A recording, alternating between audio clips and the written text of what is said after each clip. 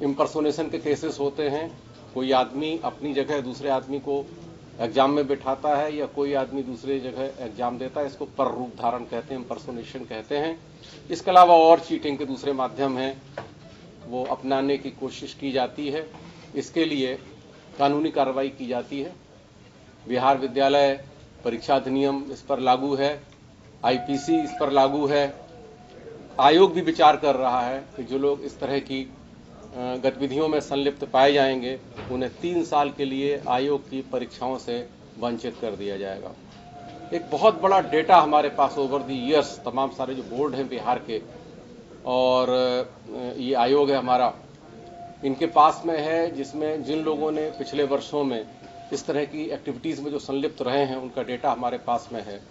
हम एआई का भी उपयोग कर रहे हैं, आर्टिफिशियल इंटेलिजेंस का, और एग्जाम देते वक्त रियल टाइम ये इंफॉर्मेशन हमारे पास होगी कि कौन सा आदमी, कोई इस तरह का व्यक्ति जो किसी पुरानी परीक्षा में, किसी दूसरे बोर्ड की परीक्षा में सुरेश के नाम से बैठा था, वो अब रमेश के नाम से हमारे यहाँ परीक्षा दे रहा, और उनको उसी वक्त पकड़ने की व्यवस्था की गई है।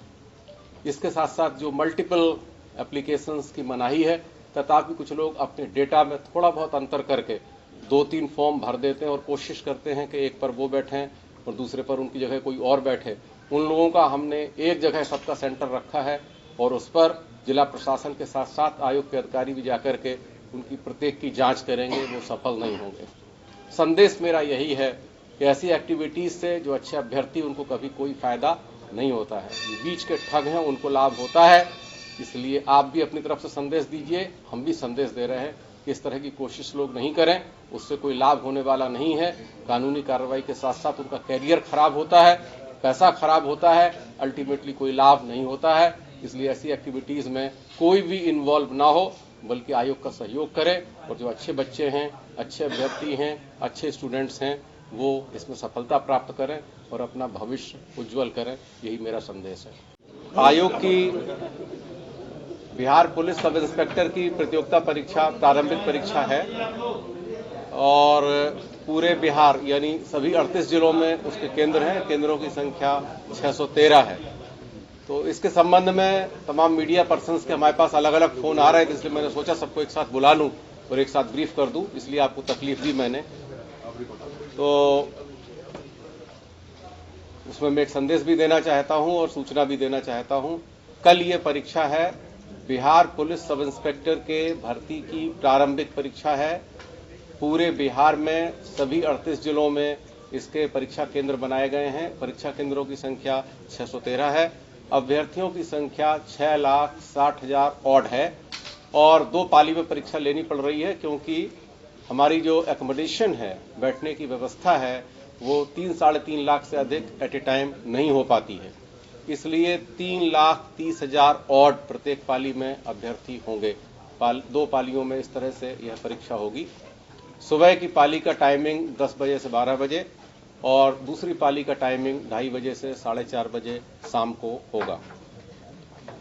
परीक्षा को सुचारू रूप से और कदाचार मुक्त कराने के लिए हमने कई एहतियाती व्यवस्थाएं करी हैं।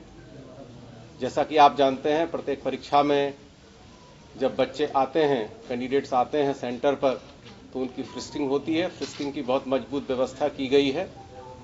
जिला पुलिस उसमें सहयोग कर रही है और पुलिस के मजबूत कंटिंजेंट प्रशासन के साथ में रहेंगे और हर एक अभ्यर्थी की फ्रिस्किंग की जाएगी। किसी भी स्थिति में कोई भी व्यक्ति मोबाइल या कोई और दूसरी डिवाइस ले जाने के लिए उसको अनुमति नहीं होगी और उसको नहीं ले जाने दिया जाएगा। सेकेंडली, अंदर में कागज में जो अटेंडेंस होती है, उसके अलावा बायोमेट्रिक फिंगरप्रिंट होना है, नंबर 1। नंबर 2, सबकी एग्जाम लिखते हुए वीडियोग्राफी होगी। सबकी एग्जाम लिखते हुए उसके एडमिट कार्ड के साथ फोटोग्राफी होगी इंडिविजुअली। और उसके अलावा हर एक सेंटर को, हर एक गतिविधि को, केवल अभ्यर्थियों को नहीं बल्कि जो वीक्षक हैं, इन्विजिलेटर्स हैं, दूसरे व्यवस्थापक हैं, कोई भी कार्यकर्ता हैं, एक्सेस है, एंट्री है, सब चीजों पर नजर रखने के लिए हमने अपने सभी सेंटरों को सीसीटीवी कैमरा से कवर किया है। सीसीटीवी सभी सेंटरों पर लगाए गए हैं। करीब 16,500 सीसीटीवी कैमरा लगा हुआ है 613 सेंटर्स पर। और उसका ये जो आप देख रहे हैं मेरे दाहिनी तरफ, ये कमांड एंड कंट्रोल सेंटर यहाँ बनाया गया है। इससे हम किसी भी सेंटर को लाइव रियल टाइम उस वक्त देख सकते हैं। इसके अलावा एक कंट्रोल रूम और हमारे पास में छोटा सा है, जो अभ्यर्थियों के फोटोग्राफ होते हैं, फोटोग्राफ जिस वक्त लिए जा रहे हैं वो फोटोग्राफ भी हमारे पास आते रहते हैं। हमारे ऑफिसर्स की टीम बैठती है और ये देखते हैं कि फोटोग्राफी कॉलेज के अंदर यानी सेंटर के अंदर एग्जाम देते हुए ही हो रही है, ताकि किसी भी तरह का अनफेयर मीन्स कोई नहीं अपना सके। अभ्यर्थियों को अपने निजी सामान सेंटर के अंदर रखना अलाउड नहीं होगा। बाहर उसके लिए व्यवस्था, प्राइवेट व्यवस्था रहती है।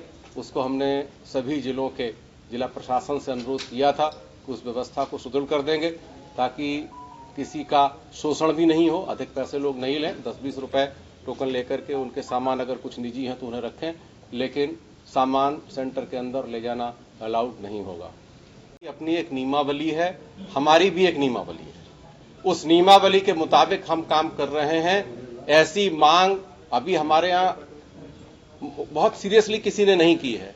करेंगे तो हमारा प्रस्ताव है कि हम उसको भी अडॉप्ट कर सकते हैं, लेकिन हमको इसके लिए अपनी नियमावली में गवर्नमेंट लेवल से संशोधन करवाना होगा। अभी नहीं मिलेगी, अभी जो नियम है उसी के अनुसार हम चलेंगे। हम तो यह भी विचार कर रहे हैं कि मैं एक प्रस्ताव शीघ्र ही 1-2 महीने में देने वाला हूं कि आयोग की परीक्षाएं ऑनलाइन हो जाएं, ये OMR का चक्कर ही खत्म हो जाए। हम ऑनलाइन परीक्षा की व्यवस्था भी करवाने के लिए सरकार को प्रस्ताव देने वाले हैं।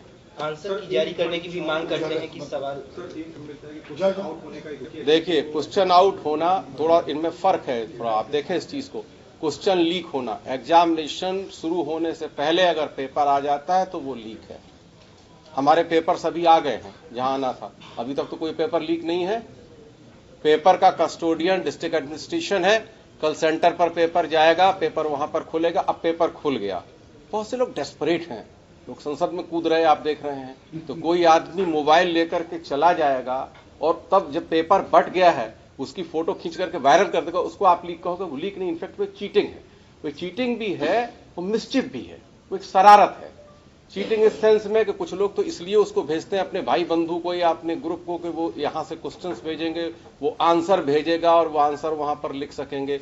एक तो ये प्रक्रिया है जो कि मोबाइल के थ्रू होती है या ब्लूटूथ वगैरह कुछ लगा करके आ जाते हैं।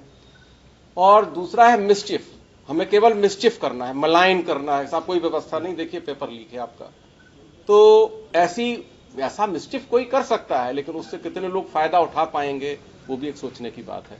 और मैं आपको बताऊं, हर एक कॉपी में एक यूनिक नंबर है या यूनिक साइन है। हर एक कॉपी में नहीं है, हर एक पेज पर है। कौन सा पेपर वायरल होगा, कौन फोटो खींचेगा, ये भी हमको जानकारी हो जाएगी। लेकिन हाँ, थोड़ा टाइम लगेगा, 1-2 घंटे समय लग सकता है, हमको जानकारी हो जाएगी। तो उन जो आदमी इन्वॉल्व होंगे, जिन्होंने अपनी कॉपी से फोटो करवाई होगी या खुद की होगी, उन पर कार्रवाई की जाएगी। लेकिन पेपर लीक का कोई सवाल नहीं है, वो मेरी गारंटी है। पेपर लीक नहीं है, पेपर ऑलरेडी डिस्ट्रिक्ट एडमिनिस्ट्रेशन के हाथ में है। कल वो जाएगा सेंटर पर। सारे जिलों में पेपर डिस्ट्रिक्ट एडमिनिस्ट्रेशन को हैंड ओवर कर दिया गया। पेपर लीक का कोई क्वेश्चन नहीं है।